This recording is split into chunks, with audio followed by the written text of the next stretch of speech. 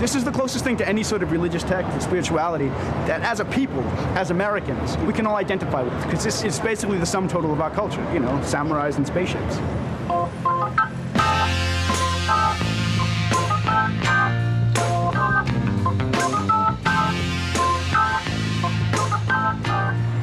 I've been here since April 30th for the start of Star Wars, May 19th.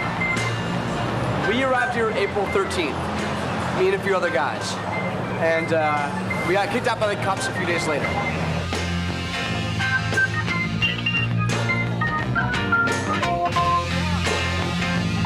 I wasn't even conceived when Star Wars came out for the very first time.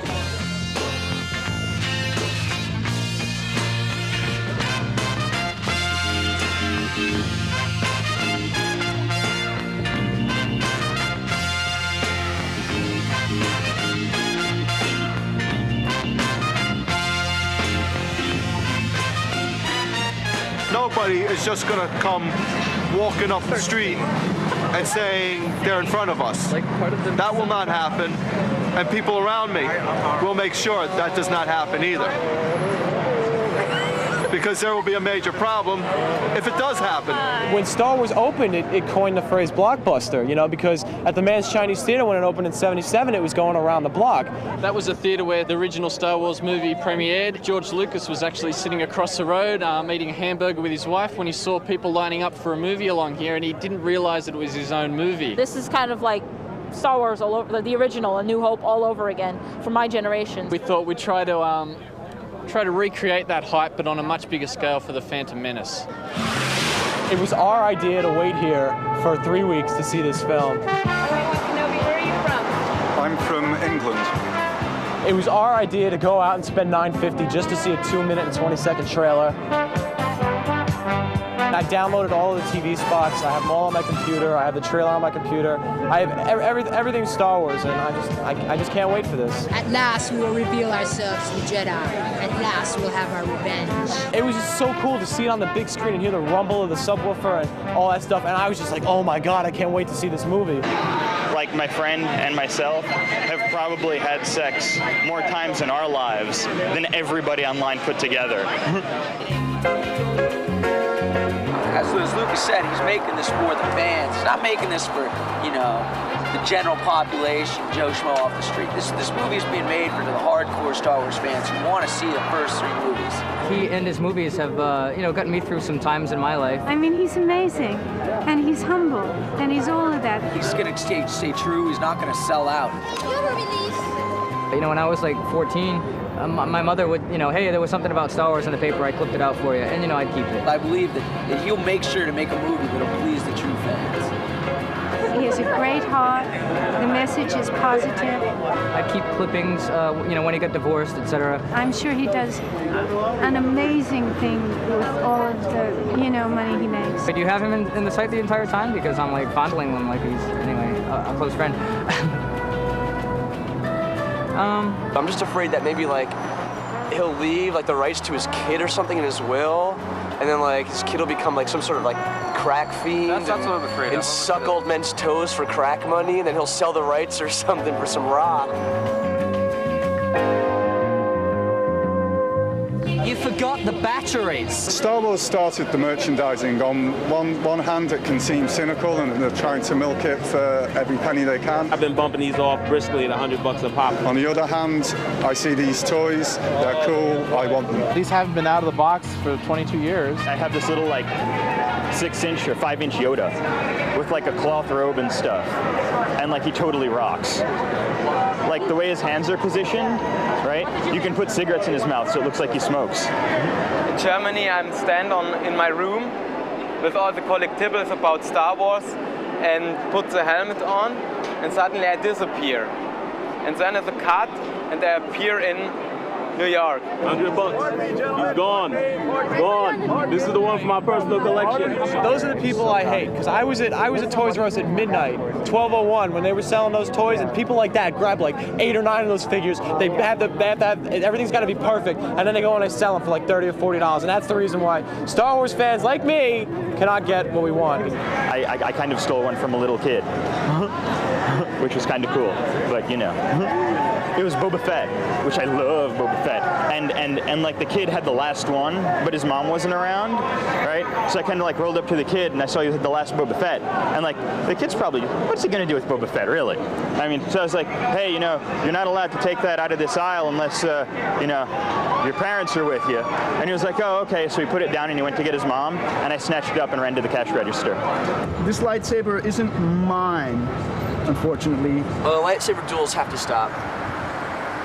Why is this? Because someone's gonna get severely violated with one of those sooner or later. What do we want? Star Trek! What do we want to do? Some Star Wars fans just totally trash on Star Trek because it's. They might be kind of jealous because I would say that Star Trek is a little more organized, like the fandom is a little more in there, and there's a lot more to like be a fan of. You know, there's 4 series, an animated series, 9 movies, so there's a little bit of jealousy there. Is this the kind of violence we want to show our children? No. Yes. Where's your Yoda now? Where's your Yoda now? Yoda has been assimilated.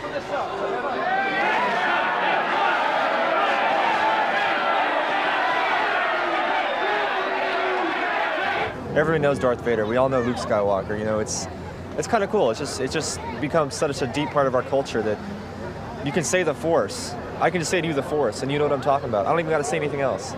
Everything in our society, or at least in the way I see it, was shaped by that movie. We're the Star Wars generation, and it is, in a sense, our religious culture. Throughout history, people in the Middle Ages went to churches, or they go to shrines, and they had this feeling in that. You know, in the 20th century, it's not always like this. We have mass media and entertainment. You got a crowd of people, they're congregating, they're sharing their experience for the most part, they're sharing their knowledge, and really geeky, trivial knowledge and stuff. I like the fact that it's quasi-religious and spiritual, but in a very sort of fashionable and easy to understand way. It means a lot to me. I guess it's better than, say, worshiping like a cult and like committing suicide for some god who just really doesn't exist. But I think you could find better things to do with your life. If you can like build a career around Star Wars, it's good. But otherwise, you know, just try to keep it like 1 or 2 hours a day. Don't totally obsess over it. It's wrong. I don't believe that, you know, there's actually a galaxy far, far away.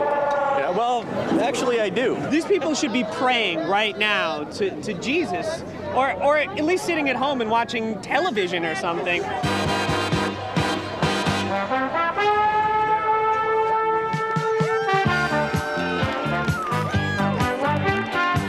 Here for NY Lounge Countdown, doing a stand-a-thon for the Starlight Children's Foundation. And we have been here since May 1st. It's interesting, I think press is about equal to the number of people here so far, which is perhaps indicative of the circumstance of Star Wars.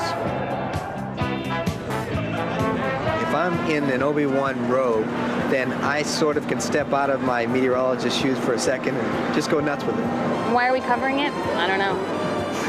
You know, I helped George Lucas market his movie. Tim, are you still listening? The other people that use the Force were in like movies that grossed $100 million, and I used the Force and we didn't make squat. You know, our movie tanked. I won't be in the next one. With Star Wars being on the cover of Time one week, Newsweek the next week, you know, stories on it every day in USA Today for the past month or so, I think it's very much become a mainstream phenomenon. The fact that that's making headline news is really bizarre to me. There's like so many issues, like so many incredible things going on in the world right now, and like people in media are like so focused on Star Wars. This is Star Wars fans, and it's just bizarre. America's funny that way.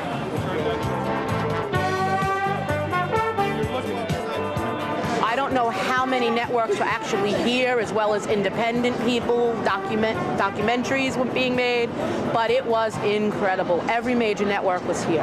I know fans here who have been interviewed over and over again by media who just don't know what they're talking about, and it gets really annoying. We had a local evening program come out here.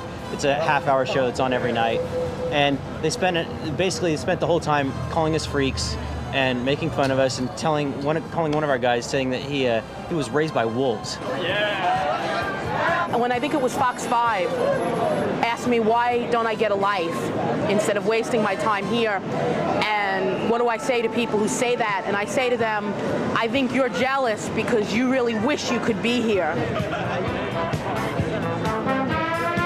The news radio people are just fucking idiots.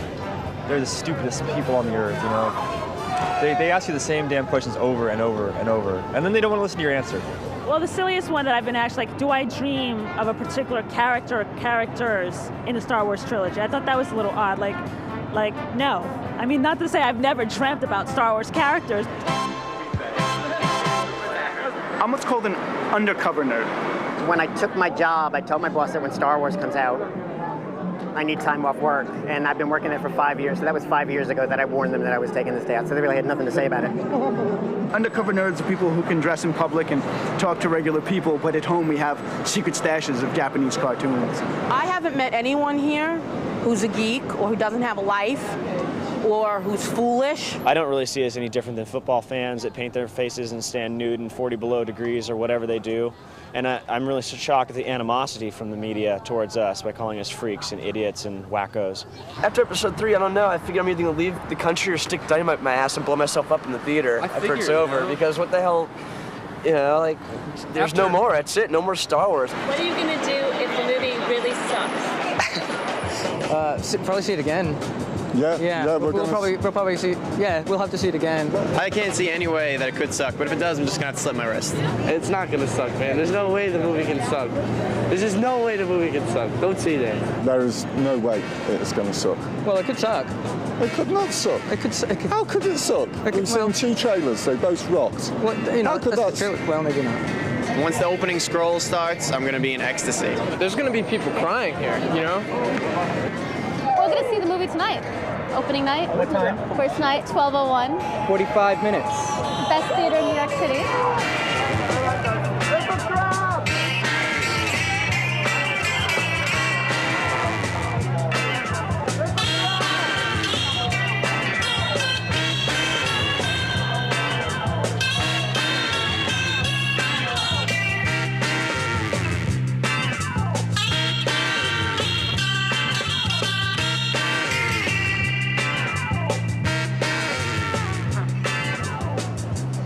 How do you know we're Star Wars fans? Well, right here we got somebody important. It's going to be named after a character from Episode 1.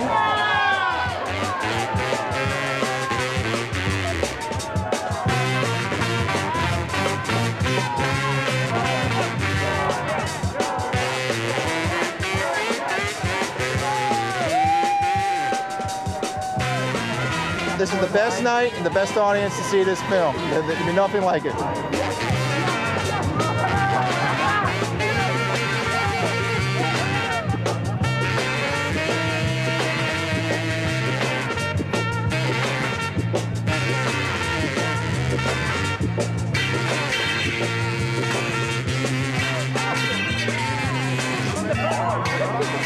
I don't fucking care if this movie is just like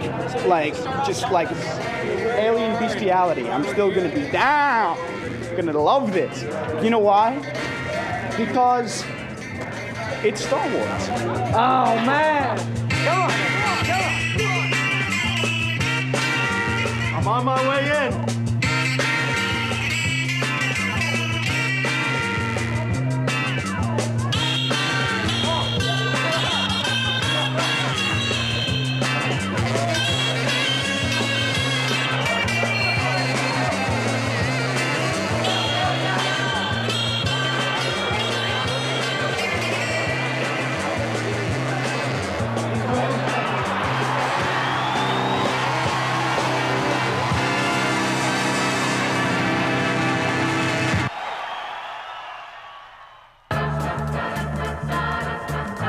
My number 1 experience is getting married, and number 2, I was a company commander in the Gulf War, and I brought back 150 of my guys back from the war not injured. And this is number 3.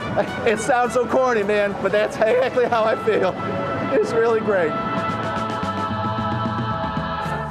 I don't know what George Lucas was doing with those visuals, but I'm overwhelmed.